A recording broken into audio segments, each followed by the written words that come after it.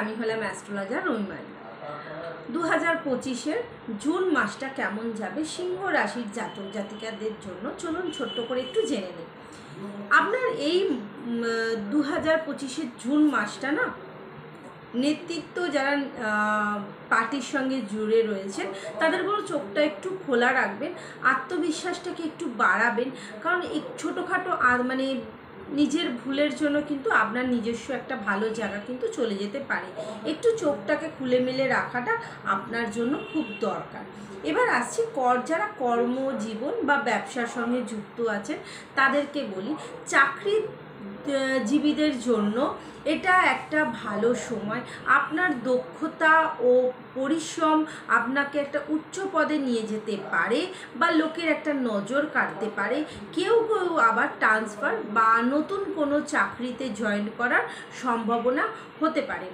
যারা নতুন চাকরি খুঁজছেন 15ই জুনের পর থেকে ভালো খবর কিন্তু আসতে পারে। এবং যারা ব্যবসায় যুক্ত আছেন তাদের বলবো নতুন কোনো ব্যবসা আপনার জন্য আসতে পারে। এবং বিশেষ করে বলবো যে কোনো কাগজপত্র আপনার ব্যবসাতে নতুন করে করার হলে সেটা কিন্তু খুব ভেরিফিকেশন করে নেবেন, কারণ সেই কাগজপত্রে আপনার একটা গোলমেল আসতে পারে এই মাসটাতে। সেই জায়গাটা কিন্তু দেখা যাচ্ছে। মিডিয়া সম্পর্কে একটু সচেতন থাকবেন। কোনো রকম খারাপ বা কোনো রকম ভুল বোঝাবুঝি হলে সেটা কিন্তু আপনার জন্য হাইলাইট হতে পারে। এবং বলবো যারা এখন পার্টির সঙ্গে যুক্ত আছেন অবশ্যই নিজের চোখ মেলে রাখবেন, নাহলে নচেত কিন্তু আপনার একটুখানি ভুলের জন্য আপনার কিন্তু পার্টিতে আপনার নামটা বদনাম হতে পারে, বা আপনার ওখানে কিছু শত্রুতার কারণে আপনাকে কিন্তু সেই জায়গা থেকে প্রচণ্ড পরিমাণে স্ট্রাগল করতে হয়েছে। যে জায়গাটা আপনি পেয়েছেন সেখান থেকে কিন্তু আপনাকে একটু হলেও বঞ্চিত হতে হবে। সেই জন্য বলবো সবসময় চোখ কান মিলে রাখবেন। এবার আসছি অর্থের জায়গাটা বলবো একটু মানে আয় বাড়বে, কিন্তু তার সঙ্গে সঙ্গে খরচও কিন্তু সমান পরিমাণে বেড়ে যাবে। এবং পুরনো কোনো টাকা পয়সা যদি কাউকে দিয়ে থাকেন সেটা কিন্তু ফেরত পাওয়ার সম্ভাবনা রয়েছে।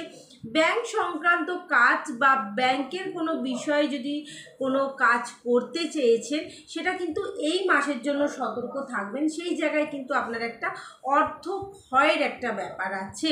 সেই জন্য বলবো যে একটু অর্থের জায়গাটা একটু বুঝে চলবেন। যারা সম্পর্কে আছেন বা প্রেমের সঙ্গে জড়িত বা বিবাহিত জীবনে আছেন তাদের জন্য বলবো যে এই মাসটা একটুখানি নিজেদের কিন্তু ভালোবাসার মানুষের সঙ্গে কিন্তু একটু কথাবার্তা একটু সামলে বলবে, কারণ এই মাসটায় কিন্তু তোমার একটু প্রবলেম আসতে পারে এবং কোনো ছোটোখাটো ভুল বোঝাবুঝির জন্য সম্পর্কটা কিন্তু খারাপ হতে পারে। এবং বলবো যে এই মাসটার 15 তারিখের পর একটু রোমান্টিকতাটা বেড়ে যাবে। এবং দাম্পত্য জীবনের সঙ্গে যারা জড়িত আছেন তাদের বলবো যে নিজে ছোটোখাটো যদি কোনো ভুল হয়ে থাকে সেটা কিন্তু নিজেদের মধ্যে মিটিয়ে নিন। কোনো থার্ড পার্সন যেন আসার চেষ্টা করলেও তাদের যেন আসতে দেবেন না। হাজব্যান্ড ওয়াইফের মধ্যে যদি কোনো ভুল বোঝাবুঝি হয়ে থাকে এই মাসে কিন্তু মিটিয়ে নেওয়ার চেষ্টা করবেন। এবং বলবো যে যারা এখনও কোনো সম্পর্কে জড়াওনি চিন্তা করো না, 15 তারিখের পর কিন্তু নতুন কোনো সম্পর্কের সঙ্গে জড়াতে পারো। এবার বলি স্বাস্থ্য, অতিরিক্ত চাপ থাকার জন্য কাজের একটু দেখবেন মাথা ব্যথা বা রক্তের চাপ বেড়ে যাবে।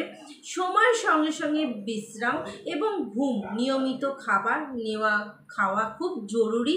এবং বলবো পা হাঁটু সংক্রান্ত কষ্ট দেখা দিতে পারে কিছু ক্ষেত্রে, এবং সেই যদি জিনিসগুলো হয় অবশ্যই ডাক্তার দেখাবেন বা কোনো মেডিসিন নেবেন। শুভ দিন, এবং শুভ দিন আপনার জন্য কোন দিন? 3 তারিখ, 8 তারিখ, 12 তারিখ, 18 তারিখ, 23 তারিখ, 29 তারিখ হচ্ছে আপনার জন্য শুভ দিন। এই দিনে যদি কোনো ভালো কাজ করেন দেখবেন যে ভালো হবে। এবং অশুভ দিন হচ্ছে কি না 6, 14, 21 এই দিনগুলো একটুখানি ইগনোর করে চলবেন, কারণ এই দিনে কোনো শুভ কাজ করতে যাবেন না। যারা পড়াশোনার সঙ্গে যুক্ত আছেন মায়েদেরকে বলছি সন্তানের জন্য চিন্তা করবেন না। একটুখানি দেখবেন এখন একটু চঞ্চল আছে, 10 তারিখের পর কিন্তু একটু চঞ্চলতাটা কমে যাবে, কিন্তু আবার কিন্তু 15 তারিখের পর একটু চঞ্চলতা বাড়বে। এই মাসটা একটু চঞ্চল, একটু ভালো, একটু পড়াশোনায় মন থাকবে, একটু মন থাকবে না, সেই নিয়ে মাথা ব্যথা করবেন না। সন্তানকে পড়তে দিন, তার মতন করে তাকে চলতে দিন। আপনি খালি দেখুন যে সে সঠিকভাবে পড়াশোনাটা করছে কি করছে না। নতুন কোনো ভিডিও নিয়ে আবার আসবো। নমস্কার।